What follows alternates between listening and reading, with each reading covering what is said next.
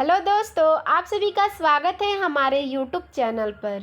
तो दोस्तों, आज हम लोग कक्षा 8 का महान व्यक्तित्व पढ़ेंगे। आज हम लोग पाठ 20 पढ़ेंगे। हमारे पाठ का नाम है स्वामी विवेकानंद। तो आज हम लोग इस पाठ का सारांश देखेंगे। चलिए देखते हैं। स्वामी विवेकानंद का बचपन का नाम नरेंद्र था। देखिए दोस्तों, स्वामी विवेकानंद जी हैं, इनके बचपन का नाम नरेंद्र था। कुछ लोग इन्हें नरेन भी कहते थे। इनका जन्म 12 जनवरी 1863 ईस्वी को कोलकाता में हुआ। इनका जन्म 12 जनवरी को 1863 ईस्वी में कहाँ पे हुआ था? तो कोलकाता में हुआ था। इनके पिता का नाम विश्वनाथ दत्त और माता का नाम भुवनेश्वरी देवी था। जो इनके पिताजी हैं उनका नाम विश्वनाथ दत्त था और माताजी का नाम भुवनेश्वरी देवी था। अधिक प्यार के कारण नरेंद्र हठी बन गया था। देखिए, इनको अधिक प्रेम दिया जाता था, इसी के कारण ये हठी बन गए थे। जब वह शरारत करता तो माँ सिउ सिउ कहकर उसके सिर पर पानी के छींटे देती। इससे ये शांत हो जाता, क्योंकि इनकी सिउ में अगाध श्रद्धा थी। जब वह शरारत करता तो उसके सिर पे माँ पानी की छींटे डालती और फिर उसके बाद सिउ सिउ कहती। सिउ सिउ कहने से वो शांत हो जाता था, क्योंकि उसको शिव में अगाध श्रद्धा थी। वो शिव में विश्वास करते थे, ठीक है, वो उनको मानते थे।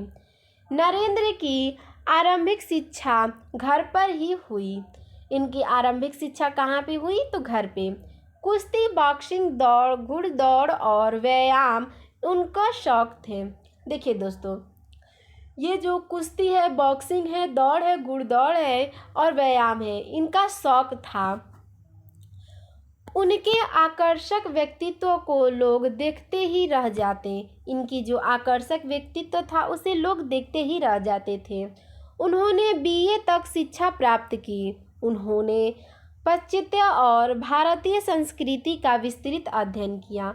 देखिए दोस्तों, ये जो है नरेंद्र, इन्होंने केवल बीए तक ही शिक्षा प्राप्त की थी। इन्होंने पाश्चात्य और भारतीय संस्कृति का इन्होंने गहन अध्ययन किया था। ठीक है, विस्तृत अध्ययन करना या गहन अध्ययन करना। आगे देखते हैं। दार्शनिक विचारों के अध्ययन से उनके मन में सत्य को जानने की इच्छा जागृत हुई।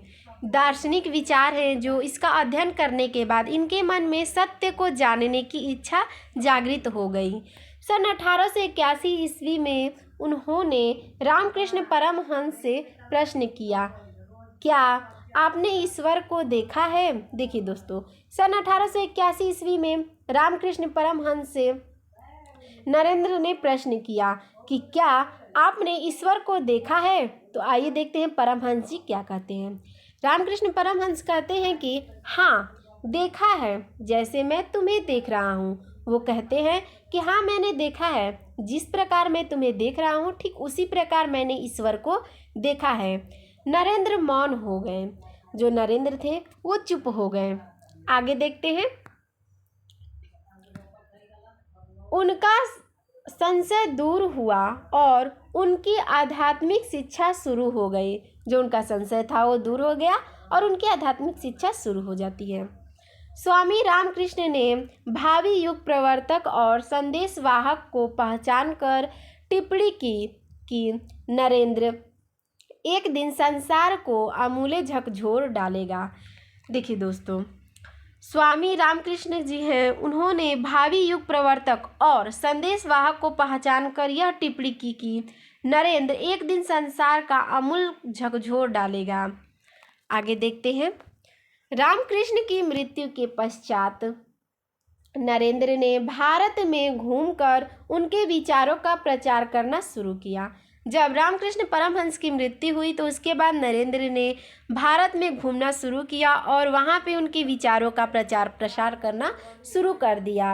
उन्होंने 3 वर्ष तक पैदल घूमकर सारे भारत का प्रत्यक्ष ज्ञान प्राप्त किया।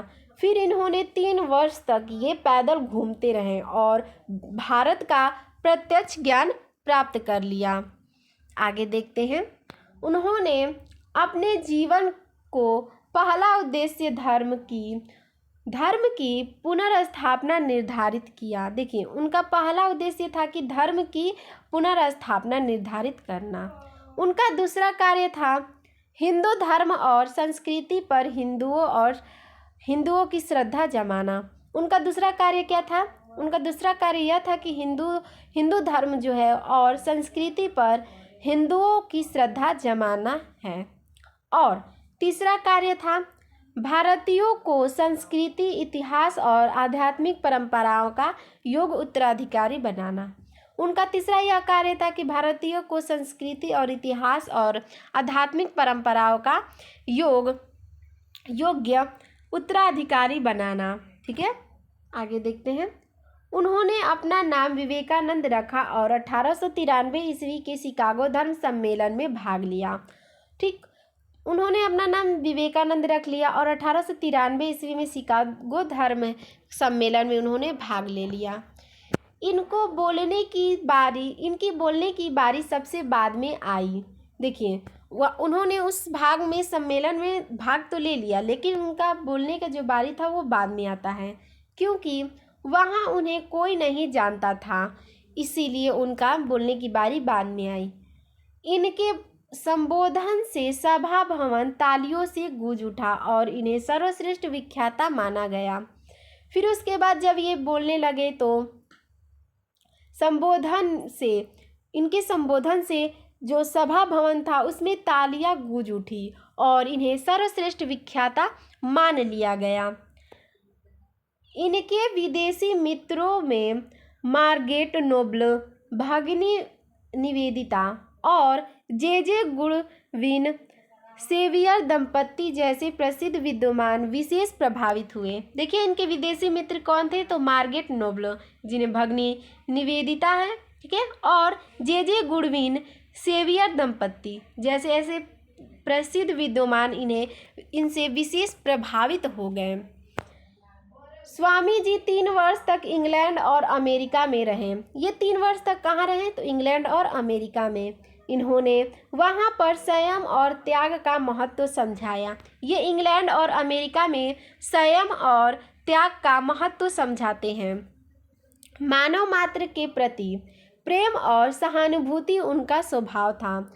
जो मानव मात्र था उनके प्रति प्रेम और सहानुभूति का उनका स्वभाव ही था। आगे देखते हैं। सेवा के उद्देश्य से उन्होंने 1897 ईस्वी में रामकृष्ण मिशन की स्थापना की। रामकृष्ण मिशन की स्थापना कब की गई? तो 1897 ईस्वी में। मिशन का लक्ष्य सर्वधर्म समभाव था।